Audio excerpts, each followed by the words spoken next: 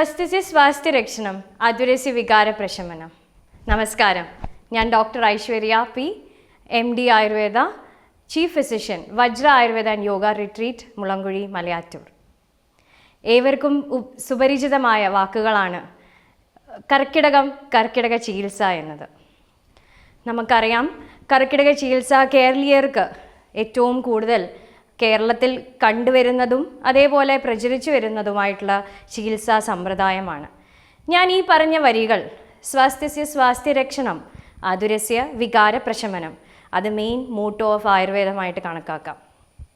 ആയുർവേദത്തിൽ പറയുന്നത് ചികിത്സാ സമ്പ്രദായം മാത്രമല്ല, അതുപോലെ തന്നെ സ്വസ്ഥനെ എങ്ങനെ ആരോഗ്യവാനായി നിലനിർത്താം എന്നും കൂടി പറയുന്ന ഒരു പ്രാധാന്യമുണ്ട് കർക്കിടക ചികിത്സയ്ക്ക്. കർക്കിടക ചികിത്സ എന്ന് പറയുന്നത് ഒരു ചികിത്സ എന്ന് മാത്രമല്ല, നമുക്ക് സുഖചികിത്സയുമായിട്ട് പറയപ്പെടുന്നുണ്ട്.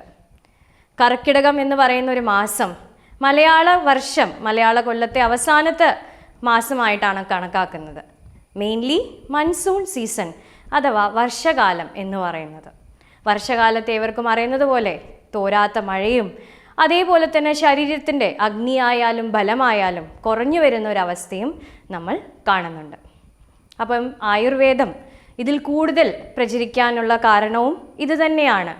ശരീരത്തെ എങ്ങനെ അടുത്ത ഒരു വർഷത്തേക്ക് നമുക്ക് ആരോഗ്യം നിലനിർത്താം, അല്ലെങ്കിൽ പുഷ്ടി വർദ്ധിപ്പിക്കാം, അതല്ലെങ്കിൽ ഇപ്പം പറയുന്നത് പോലെ എങ്ങനെ നമുക്ക് ഇമ്മ്യൂണിറ്റീനെ വർദ്ധിപ്പിക്കാം, ഇതെല്ലാം അടുത്തൊരു വർഷത്തേക്ക് എങ്ങനെ ചെയ്യാമെന്നുള്ളതിന് ഫോക്കസ് ചെയ്യുന്ന ഒരു മാസമാണ് കർക്കിടക മാസം. മലയാളികൾക്ക് കർക്കിടക മാസത്തെ പഞ്ഞമാസം എന്നും അറിയപ്പെടുന്നുണ്ട്.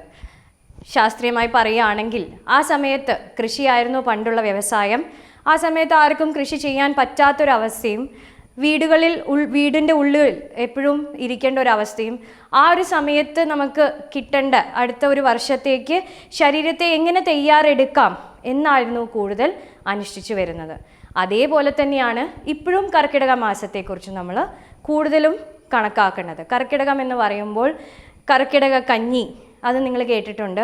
കർക്കിടക ചികിത്സകൾ, പ്രത്യേകിച്ച് ആയുർവേദത്തിൽ അനുഷ്ഠിച്ചു വരുന്ന പല ചികിത്സകളും, അതിപ്പം പഞ്ചകർമ്മമായിക്കോട്ടെ, അതല്ലാത്ത കേരളീയ ചികിത്സകളായിക്കോട്ടെ, പലതരത്തിലുള്ള ചികിത്സകളും കർക്കിടക മാസത്തിൽ നമുക്ക് ചെയ്തു വരാവുന്ന കാര്യങ്ങളാണ്. ഈ സമയത്ത് വാതകോപം എന്തുകൊണ്ടെന്ന് വെച്ചാൽ, വർഷകാലം കൂടുതൽ തണുപ്പും കണ്ടിന്യൂസ്ലി മഴയും പെയ്ത് ഒരു അവസ്ഥയിൽ വാതത്തിൻ്റെ പ്രകോപവും അതിനോടനുബന്ധിച്ച് മറ്റ് രണ്ട് ദോഷങ്ങളുടെ പിത്തവും കഫത്തിൻ്റെയും കോപവും സംഭവിക്കുന്നു.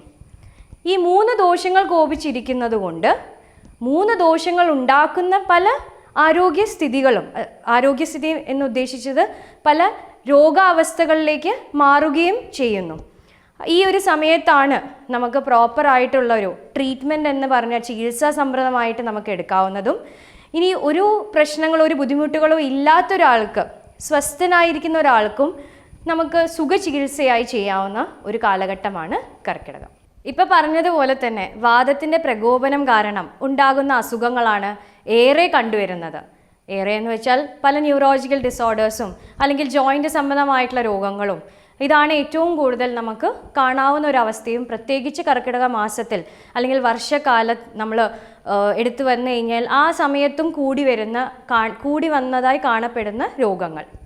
അപ്പം ഇങ്ങനത്തെ ഓരോ ആരോഗ്യസ്ഥിതിയെ നമുക്ക് എങ്ങനെ ക്രമീകരിച്ച് കൊണ്ടുപോകാം എന്ന് ആയുർവേദത്തിൽ നോക്കിക്കഴിഞ്ഞാൽ 3 തരം ചികിത്സാ രീതികളാണ് ആയുർവേദത്തിൽ പറയുന്നത്.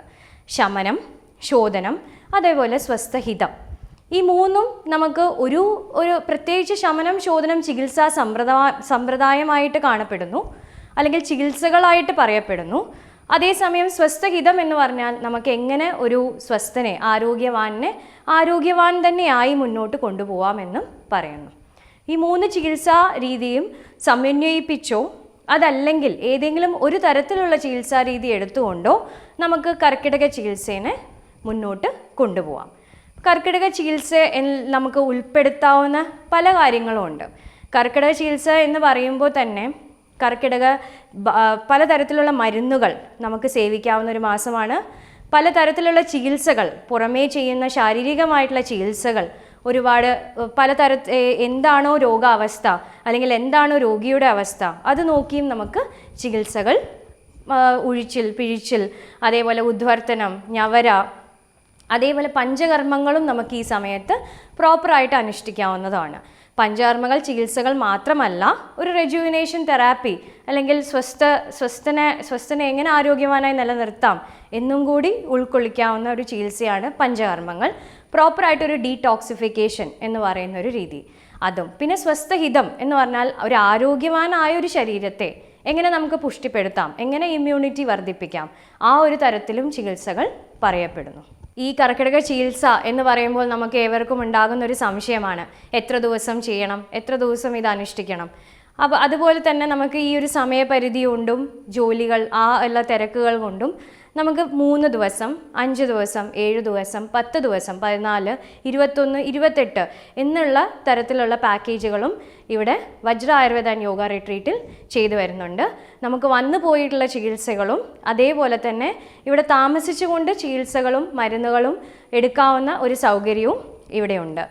കർക്കിടക കഞ്ഞി ഇതിൻ്റെ ഒരു പ്രധാന ഘടകം കൂടി ആയതുകൊണ്ട് അതും കൂടി ഉൾപ്പെട്ടിട്ടായിരിക്കും നമ്മൾ ചികിത്സകൾ മുന്നോട്ട് പോകുന്നത്. കർക്കിടക ചികിത്സയെക്കുറിച്ച് നിങ്ങൾക്ക് എന്തൊരു സംശയമോ അല്ലെങ്കിൽ ഇവിടുത്തെ പാക്കേജുകളെക്കുറിച്ച് എന്തെങ്കിലും ഡീറ്റെയിൽസ് അറിയണമെങ്കിലോ തീർച്ചയായിട്ടും നമ്മളുടെ ഫോണുകളിലും അതേപോലെ ഇമെയിൽ ത്രൂവും ബന്ധപ്പെടാവുന്നതാണ്.